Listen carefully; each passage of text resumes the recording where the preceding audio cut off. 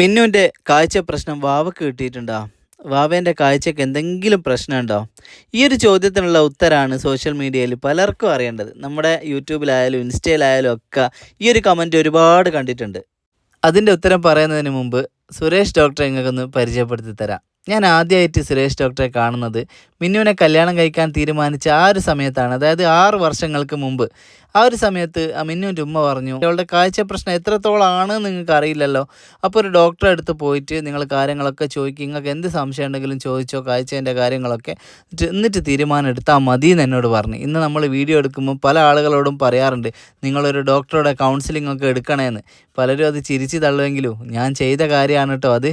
അന്ന് തുടങ്ങിയ ബന്ധമാണ് സുരേഷ് സാറുമായിട്ട്. കോഴിക്കോടത്തെ നമ്പർ 1 ഐ സ്പെഷ്യലിസ്റ്റാണ് ഡോക്ടർ സുരേഷ് പുത്തലത്ത് ഹോസ്പിറ്റലിലെ എല്ലാമായ സുരേഷ് ഡോക്ടർ. ധോണീൻ്റെ കണ്ണിൻ്റെ കാവൽക്കാരനാണ് സുരേഷ് ഡോക്ടർ എന്ന് അവിടെ പോയപ്പോഴാണ് കേട്ടോ എനിക്ക് മനസ്സിലായത്. അതേപോലെ പല ക്രിക്കറ്റ് രാജാക്കന്മാരുടെയും കണ്ണ് നോക്കുന്നത് സുരേഷ് ഡോക്ടറാണ്.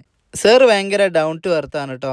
നല്ല ഫ്രണ്ട്ലി ആയിട്ട് സംസാരിക്കും, ആരെയും വെറുപ്പിക്കൂല. അത്രയും നല്ലൊരു ക്യാരക്ടറാണ് സാറിൻ്റെത്.